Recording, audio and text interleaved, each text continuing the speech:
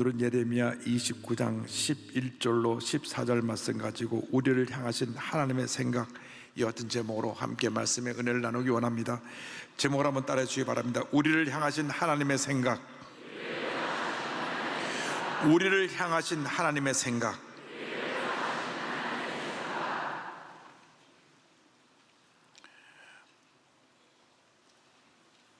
부모는 자기 자녀를 보기만 해도,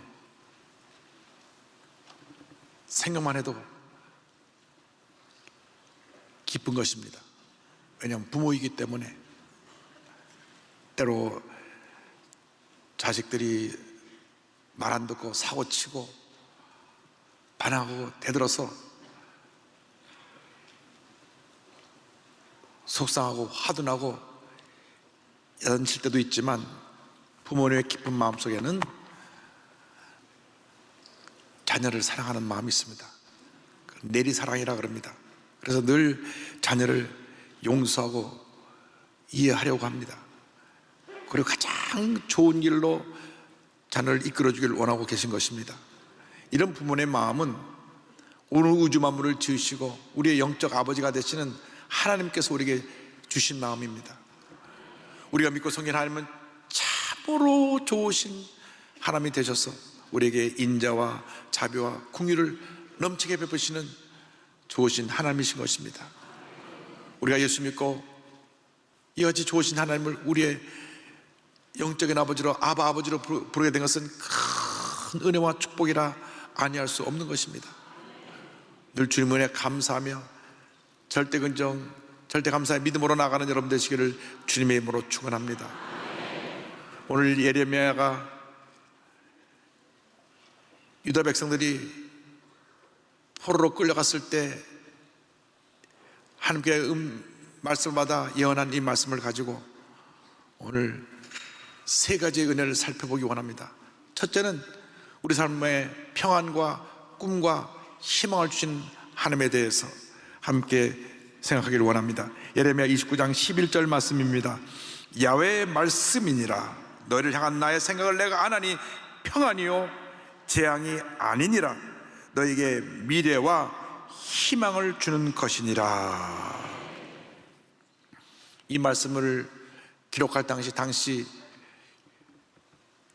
유다 왕국이 강대국 바벨론의 침략을 받아서 1차, 2차 침략 때 많은 유다 왕국의 귀족들과 지도자들이 포로로 끌려갔습니다. 본인들이 선민의식을 가지고 하나님이 우리를 택하신, 우리는 존귀한 백성이라 하는 생각을 갖고 살던 저희들이 이방 민족에게 짓밟힘 당하고 포로로 끌려가니까 하나님이 우리를 버리셨는가 하는 절망에 빠질 수밖에 없었습니다. 그런데 예레미야 선지자는 바벨론의 포로로 끌려간 그들에게 하나님께서 주시는 위로의 메시지를 전합니다. 사람의 눈으로 볼 때는 저들이 바벨론에게 2번이나 침략당할 많은 주자들이 끌려간 것은 재앙입니다. 절망입니다. 그러나 그것은 사람들이 보는 눈입니다. 하나님은 그 재앙을 보신 것이 아니라 그보다 그 뒤에 있는 하나님 예배하신 놀라운 계획을 갖고 계시고 그것을 바라보고 계시던 것입니다. 하나님께서는 우리에게 가장 좋은 것을 주기 원하시는 참으로 좋으신 아버지가 되십니다. 지금 어떠한 문제와 절망 가운데서 상처받고 낙심하는 그런 상황에 처했다고 할지라도 절대로 낙심하지 말고 포기하지 말고 주저앉지 말고 주님만 바라보고 믿음을 굳세게 하여 약속의 말씀 붙잡고 나아가는 여러분 되기를 바랍니다. 하나님의 선하심과 인자하심을 천적으로 믿고 의지하고 나가는 여러분 되시기를 주님의 이름으로 축원합니다. 어떤 어려움이 다가와도, 어떤 큰 문제에 내가 빠졌다고 할지라도, 차라리 내가 죽었으면 좋겠다 하는 그런 절망의 끝자락에 처했다고 할지라도 절대 포기하지 말고, 절대로 주저앉지 말고 영적으로 깨어 일어나시기 바랍니다. 지금 극심한 시련 가운데 있다고 할지라도 하나님은 그 시련 후에 우리에게 놀라운 축복을, 은혜를, 기적을 예배하고 계신 것입니다. 우리가 믿음을 잃어버리고 포기하지 않는 한 하나님께서 반드시 지금의 고난이 변하여 놀라운 축복이 되게 만들어 주실 것입니다. 로마서 5장 3절 4절에 이어떤 위대한 축복의 선언이 나옵니다. 다만 이뿐 아니라 우리가 환난 중에도 즐거워하나니 이는 환난은 인내를, 인내는 연단을, 연단은 소망을 이루는 줄 알미로다. 환난 중에 낙심하고 절망할 것이 아니라 환난 중에 즐거워하라고 말씀했습니다. 왜? 환난을 통해서 우리가 인내를 배우고, 인내를 통하여 우리가 연단받아서 하나님의 사람으로 변화되어지고, 하나님의 사람으로 변화진 다음에 하나님의 약속을 선물로 받기 때문인 것입니다. 소망을 이룰 수 있게 되기 때문인 것입니다. 고린도후서 4장 17절은 이와 같이 말씀합니다. 우리가 잠시 받는 환난에 경한 것이 지극히 크고 영원한 영광에 중한 것을 우리에게 이루게 함이니. 지금 환난을 당하는 것은 하나님 보시기에 아주 작은 것이고 가벼운 것이고, 장차 너에게 임할 하나님의 축복은 크고 위대한 것이다. 할렐루야. 그러므로 절대로 좌절하여 낙심하고 포기하고 물러서지 말고 주님만 바라보고 믿음으로 나가는 여러분 되기를 바랍니다. 예수님은 십자가 고난 후에 다가올 부활의 영광을 바라보았습니다. 승리의 부활을 바라보았습니다. 그렇기 때문에 묵묵히 십자가를 지고 죽음의 자리까지 나아가셨던 것입니다. 어떠한 어려움이 다가와도 주님 앞에 엎드려 기도하고 죄 도심을 간구하며 마음의 평안함을 빼앗기지 않게 되기를 바랍니다. 문제가 다가올 때 누구 때문에 이렇다 남 탓하고 원망하고 불평하고 염려하고 근심 걱정하는 것은 믿음의 사람의 모습이 아닙니다. 그것은 믿음이 없는 사람들이 그냥 지금 내가 당한 고통이 너무 힘드니까 막 불평하고 남 탓하고 하는 것이지, 믿음의 사람들은 어려움 당할 때 주님 앞에 엎드리는 것입니다. 눈물로 기도하는 것입니다. 간절히 기도하고 또 기도하고 또 기도하면 믿음이 생겨나고, 강한 믿음이 생겨나면 마음에 평안함이 임하고 주 앞에 감사를 드릴 수 있게 되는 것입니다. 빌립보서 4장 6절 7절은 이와 같이 권면합니다. 아무것도 염려하지 말고 염려할 시간에 다만 모든 일에 기도와 간구로 너희 구할 것을 감사함으로 하나님께 아뢰라. 그리하면 모든 지각에 뛰어난 하나님의 평강이 그리스도 예수 안에서 너희 마음과 생각을 지키시리라. 할렐루야. 고난 당할 때 마음의 편함을 유지하면서 감사하며 미래를 향한 거룩한 꿈을 갖고 전진해 나가는 여러분 되길 바랍니다. 앞만 바라보고 나가는 여러분 되길 바랍니다. 주님의 때에 반드시 여러분이 가진 그 거룩한 꿈이 이루어지게 될 것입니다. 그때까지 우리는 기도를 멈추면 안 됩니다. 둘째로 우리의 간구를 들으시는 하나님에 대해서 말씀드리기 원합니다. 예레미야 29장 12절입니다. 너희가 내게 부르짖으며 내게 와서 기도하면 내가 너희들의 기도를 들을 것이요, 내가 너희들의 기도를 들을 것이요, 내가 너희들의 기도를 들을 것이요. 유다 백성들이 왜 이와 같은 고난에 처하게 됐습니까? 그들이 우상 숭배하고 하나님을 멀리 떠났기 때문에 그렇습니다. 뿐만 아니라 죄짓고 타락했으면 회개하고 돌아와 주님을 간절히 찾아야 되는데 그 같은 간절함이 없었기 때문이기도 그렇습니다. 하나님은 하나님의 백성들을 변함없이 사랑하시고 언제나 좋은 길로 인도해 주길 원하고 계십니다. 우리가 설령 하나님 앞에 죄를 지었다고 할지라도 철저히 회개하고 돌이켜 주 앞에 눈물로 기도하며 돌아 나올 때 주님은 우리를 용서해 주시고 그 사랑의 품에 우리를 안아주시고 절망에 찬 우리를 그 절망에서 건져주셔서 믿음의 전진을 하게 만들어 주시는 것입니다. 유다 백성들이 고난을 당할 때 하나님께 엎드려 기도하지 아니하고 자기 힘으로 고난을 이겨보려고 노력을 했습니다. 그러나 인간의 노력은 오히려 더 큰 절망으로 이끌어갈 뿐인 것입니다. 그들이 의지했던 애굽은 그들을 도와주지 아니하고 그들의 모든 노력은 실패로 돌아가고 말았습니다. 그러므로 우리는 언제나 주님 앞에 엎드려 통회자복하며 주님께 나아가 주의 도우심을 간구해야 될 것입니다.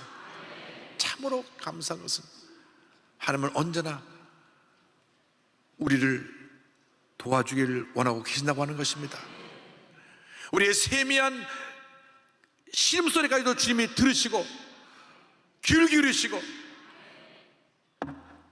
우리의 간구를 응답하기를 원하고 계시는 참으로 좋으신 하나님인 것을 잊지 않게 되기를 바랍니다. 어떤 때는 왜 하나님이 침묵하시는가? 왜 이렇게 힘든데? 왜 이렇게 어려운데? 주님 날 알아주지 아니하시는가? 아무리 기도해도 응답이 없는 것처럼 느껴질 때가 있습니다.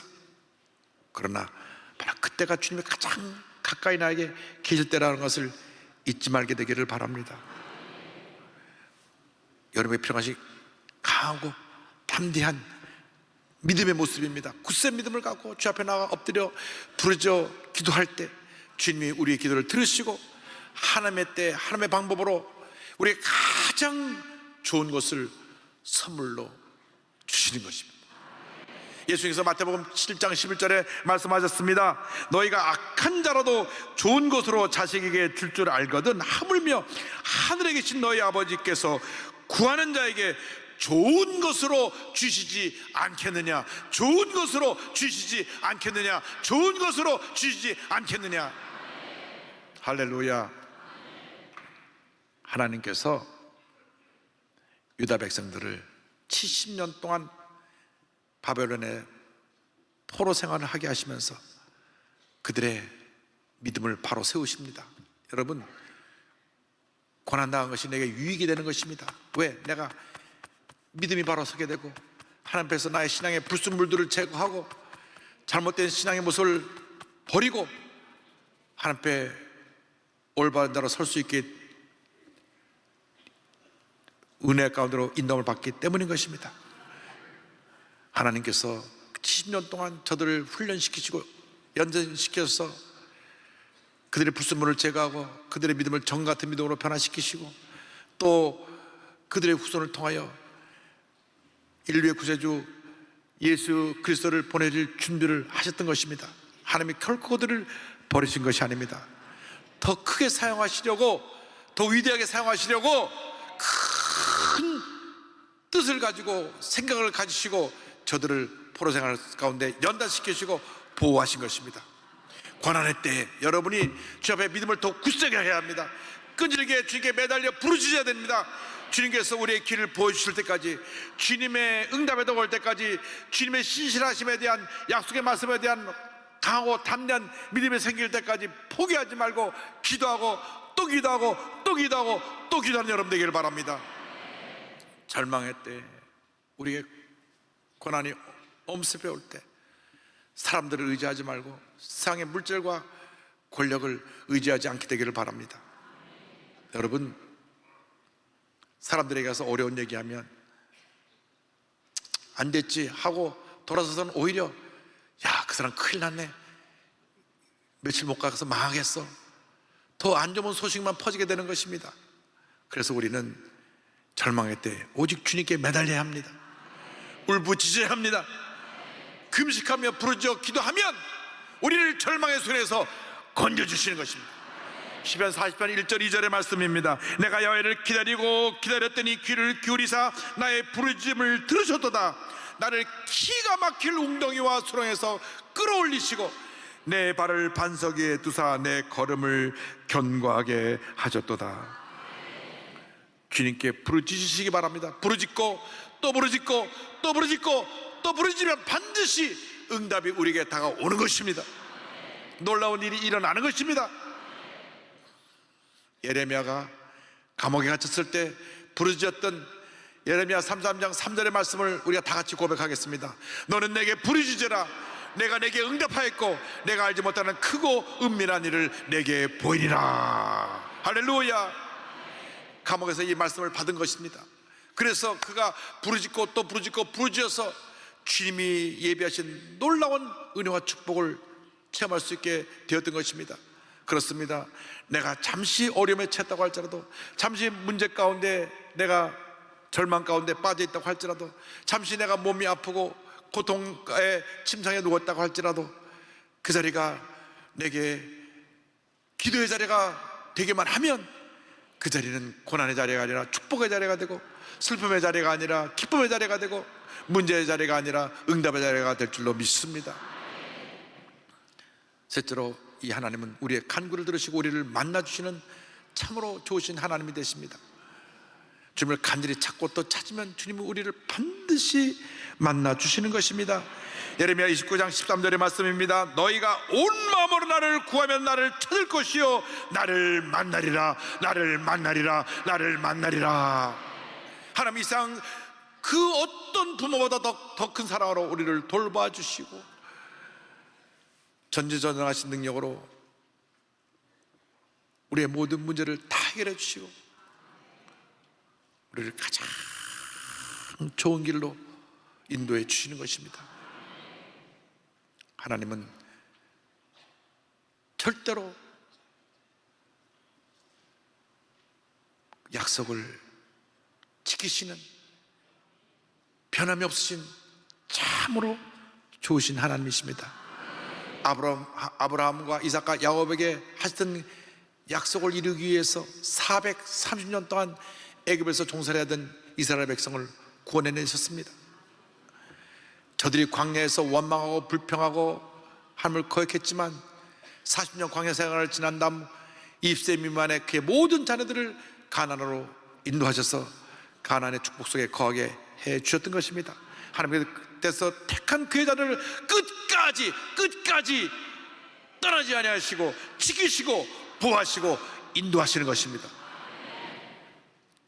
유다 백성들이 우상숭배에서 심판받아 바벨론의 포로로 끌려갔지만 그들을 포기하지 않으셨습니다.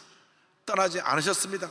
70년 동안 그들을 보호하고 지키시고 그의 부르짖음을 들으사 70년 만에 바벨론에서 다 풀려나와 본국에 돌아와 성전을 짓는 놀라운 축복을 허락해 주신 것입니다. 하나님은 항상 변함없이 가장 신실하신 모습으로 우리를 사랑하시고 우리를 돌보시고 우리의 길을 인도해 주십니다. 예레미야 29장 14절의 말씀입니다. 이것은 야훼의 말씀이니라. 나는 너희들을 만날 것이며 너희를 포로된 중에서 다시 돌아오게 하되 내가 쫓아 보냈던 나라들과 모든 곳에서 모아 사로잡혀 떠났던 그곳으로 돌아오게 하리라. 이것은 야훼의 말씀이니라. 내가 당한 많은 고난으로 인해서 내 인생의 모든 것이 어그러지고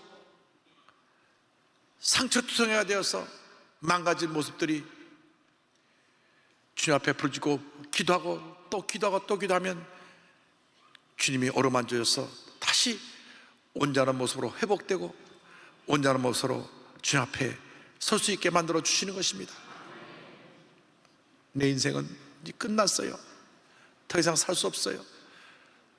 차라리 죽고 싶습니다 하는 그러한 사람들을 주님이 붙들어 주셔서 그 모든 아픔과 상처를 치료해 주시고 위대한 하나님의 일꾼으로 세워주시는 것입니다. 주님을 만나기만 하면 그 인생은 바뀌어지는 것입니다. 절망이 변하여 희망이 되고 슬픔과 좌절이 변하여 기쁨과 행복이 되고 염려, 근심, 걱정이 변하여 마음의 평안함으로 다가오는 것입니다. 어떤 문제를 만나도 어떤 절망적인 상황에 처했다고 할지라도 세상 사람이 다 여러분을 버리고 등을 돌렸다고 할지라도 절대 낙심하지 마십시오. 주님이 절대로 여러분을 떠나지 아니하시고 여러분을 붙드시고 여러분과 함께하고 계시다는 사실을 잊지 말게 되기를 바랍니다.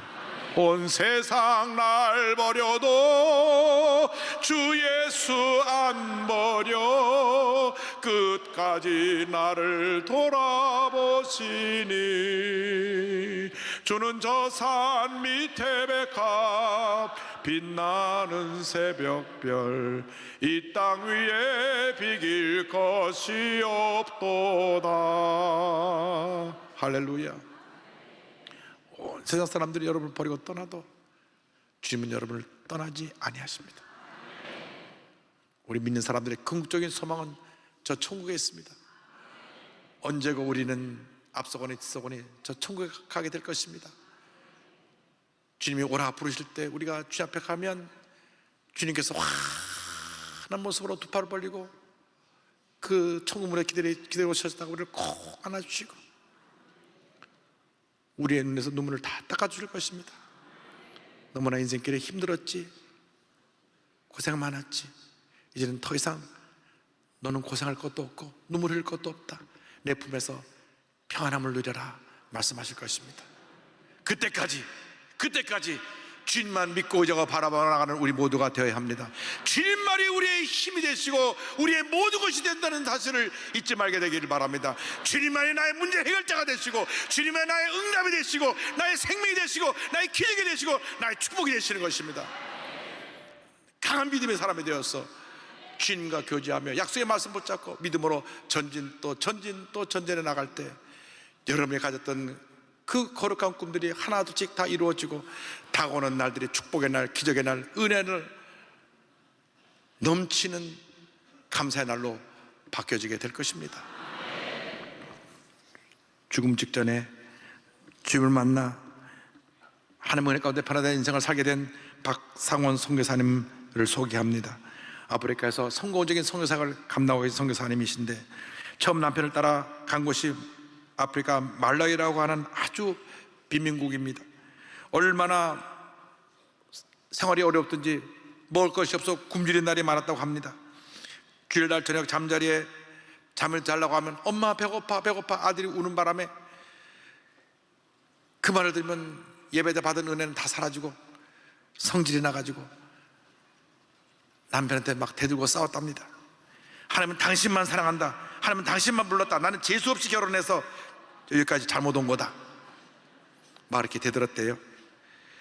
화가 나더라도 말은 좀 잘 조심해서 해야 됩니다. 이렇게 불평하다 살던 중에 황달이 오고 말라리아가 왔습니다.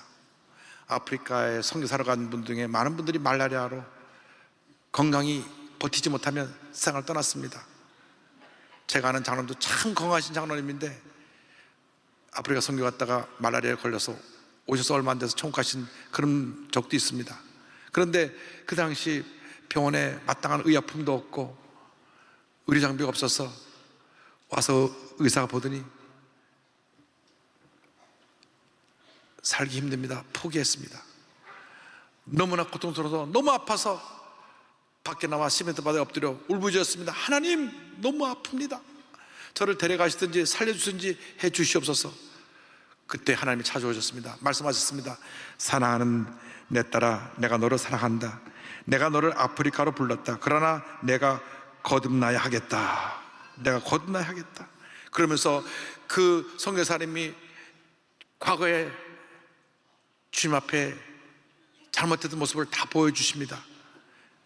죄종인 남편을 대적하고 싸우는 모습, 밥을 지은 후에 원주민들이 그것을 다 먹을까봐 밥을 숨겨놓고 아들에게 주었던 그 모습들이 보였습니다. 주님 말씀하셨습니다. 너는 너의 아들을 사랑해서 밥을 감추었지만 나는 너를 사랑해서 내 아들을 십자가에 못 박았다. 본인이 선교사의 아내로서 하지 말아야 할 행동을 한 자신이 너무 부끄러워서 눈물 콧물 흘리며 밤새 통곡하며 회개하고 주 앞에 기도했습니다. 그리고 병원에서 주는 약을 모두 쓰레기통에 버리고 100일 동안 하루 한 끼만 먹으면서 철야 기도를 드리기 시작했습니다. 남편은 약을 먹으며 기도하자고 했지만 그녀는 하나님이 나를 사랑하시는데 데려가시면 천국 가는 것이고 살려주시면 하나님이시다 말하면서 하나님만 붙들었습니다. 그렇게 매일같이 기도로 부르짖는데 어느 날 몸에 차도가 생겨서 병원 가서 조사해 보니까 황달과 말라리아를 완전히 치료받았다는 완치 판정을 받았습니다. 할렐루야.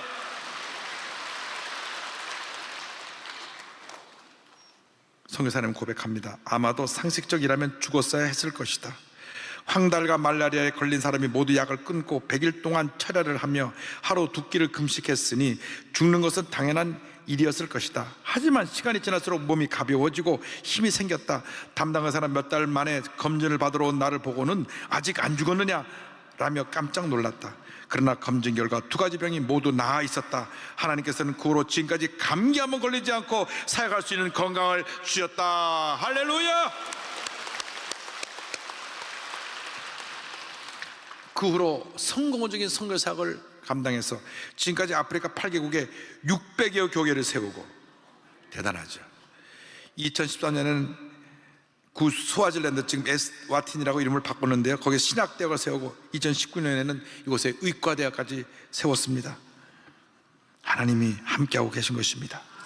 여러분, 어떤 문제와 절망 가운데, 어떤 고통 가운데 이 자리에 나오셨습니까? 주님을 바라보시기 바랍니다. 강하고 담대해서 주님을 꼭 붙드시기 바랍니다. 주님 마음에 평안을 주시고 꿈과 희망을 주실 것입니다. 주님의 응답에 올 때까지 부르짖고 또 부르짖고 또 부르짖고 또 부르짖어서 기도 응답하시는 주님의 은혜를 체험하는 여러분 되기를 바랍니다. 부르짖을 때 주님이 우리를 만나주시고 우리의 모든 무거운 짐을 다 십자가 밑에 내려놓게 만들어주시고 우리의 눈물을 닦아주시고 상처 입은 곳을 어루만져서 고쳐주시고 건강하게 해주시고 하나님의 영광에 살 수 있도록 우리를 변화시켜 주실 것입니다. 주님만 믿고 의지하고 바라보며 나가는 여러분 되시기를 주님의 이름으로 축원합니다.